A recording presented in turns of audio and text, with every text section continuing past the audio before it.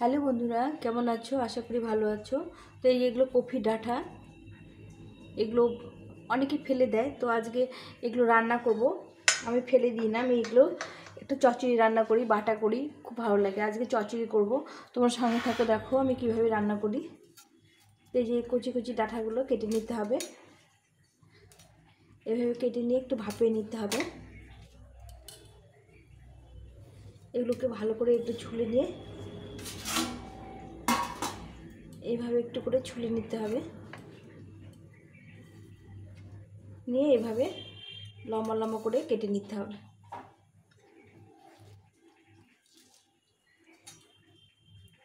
তো আমি এইটুকু এগুলো এরকম করে কেটে নিয়ে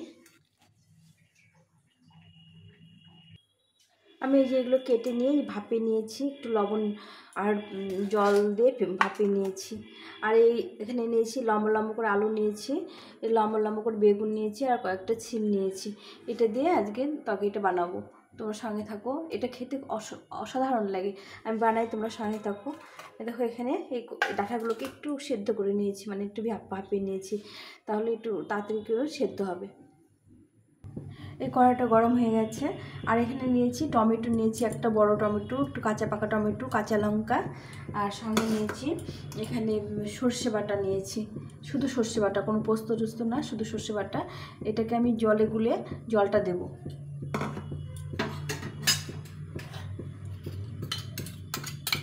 তার সঙ্গে নিয়েছি 1 চামচ মতো আদা বাটা।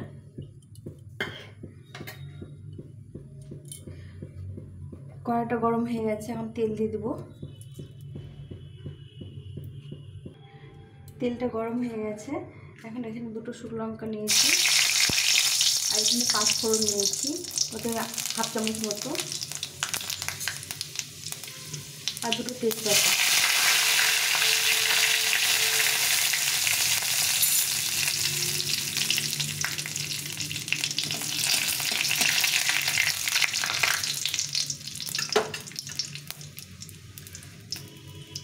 প্রথমে আমি আলুটা একটু ভেজে নেব।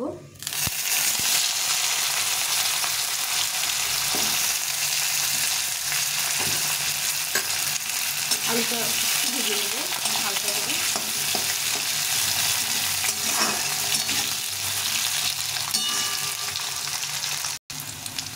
আলুটা একটু ভাজা হয়ে গেছে, নরম হয়ে গেছে, এখন বেগুনগুলো দিয়ে দেবো।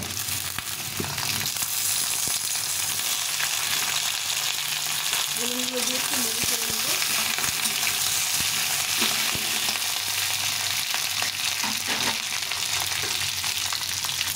এখন দিয়ে দেবো চিনিটা।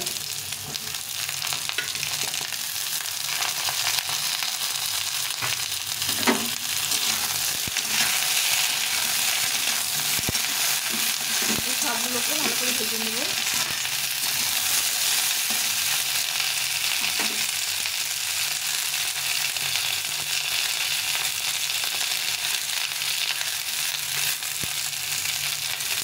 এখন দিয়ে দেবো লবণ, একটু মোটামুটি স্বাদ মতো লবণ দিয়ে দিলাম,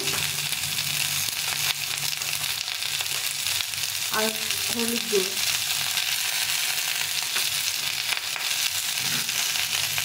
দিয়ে এটাকে ভালো করে ভেজে নেব।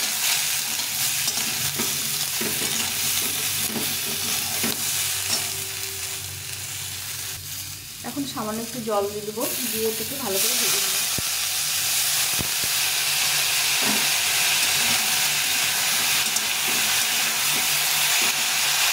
তো এই তো সবজিটা একটু ভাজা ভাজা হয়ে গেছে। এখন আমি কফি ডাঁটাগুলো দিয়ে দেবো, যেগুলো রেখেছিলাম, এগুলো দিয়ে দেবো, সেদ্ধ ভাপিয়ে রেখেছিলাম, এগুলো দিয়ে দিলাম। সেগুলো একটু ভালো করে ভেজে নেব।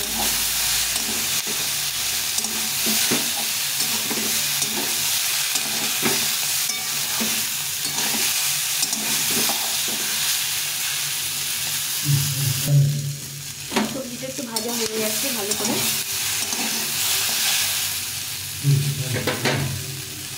এখন দিয়ে দেবো এই আদা বাটাটা দিয়ে দেবো, 1 চামচ মতো আদা বেটে রেখেছিলাম, এটা দিয়ে দিলাম।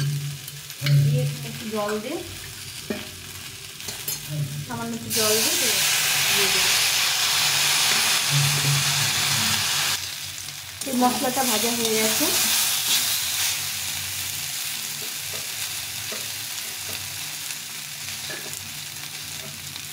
এখন এই টমেটোটা দিয়ে দেবো।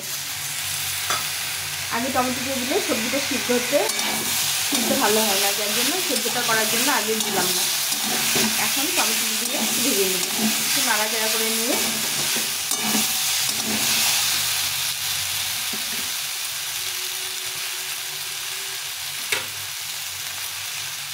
এখন আর একটু লবণ দিয়ে দেবো। ভাজার সময় অল্প লবণ দিয়েছিলাম।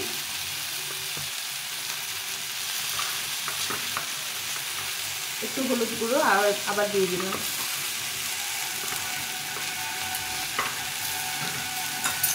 দিয়ে দেখে আর একটু ভেজে নেব।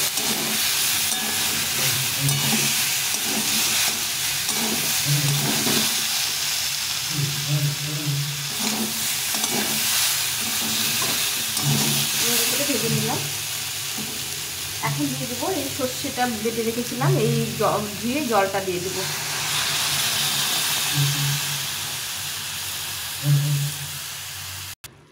তো আমি এইভাবে জল দিয়েছি। এখন এটা একটু ঢাকা চাপা দিয়ে সেদ্ধ করে নেব। এর উপরে কয়েকটা কাঁচা লঙ্কা দিয়ে দেবো।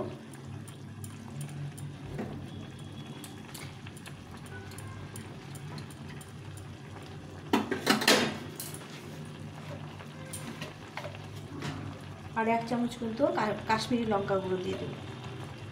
এটা দিলে কালারটা ভালো আসে।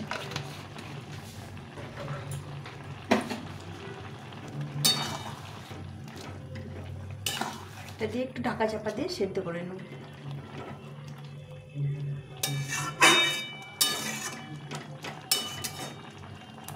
এইভাবে এই কপি ডাঁটা চচ্চড়ি খেতে দারুণ লাগে, মানে তোমরা বানিয়ে খেও। এগুলো না ফেলে দিয়ে এগুলো একটু সবজিতে বানিয়ে এরকম করে বানালে খুব ভালো লাগে। শুধু কপি ডাঁটা বেগুন দিয়েও ভালো লাগে, ছিম দিয়েও ভালো লাগে, শুধু ছিম আর কপি ডাঁটা দিয়ে ভালো লাগে।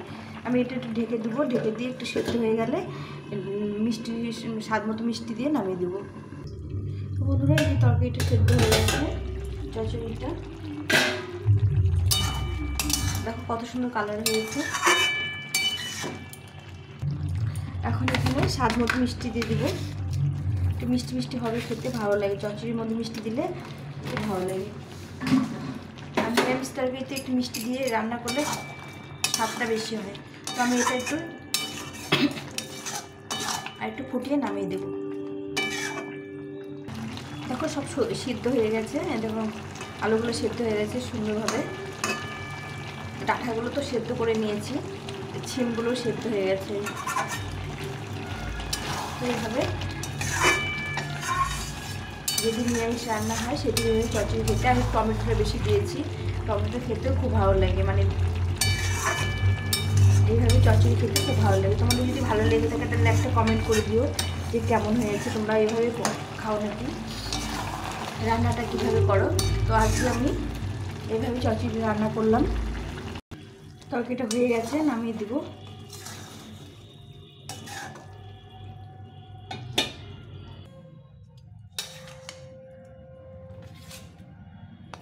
এভাবে চচ্চড়ি রান্না করে খেয়েও তোমরা খুব ভালো লাগে। তো বন্ধুরা, এই যে আমার হয়ে গেছে কপি ডাঁটা চচ্চড়ি। তো তোমাদের কেমন লাগলো অবশ্যই কমেন্ট করে জানিও। আর ভালো লাগলে একটা সাবস্ক্রাইব করে দিও। এ পর্যন্তই, টাটা।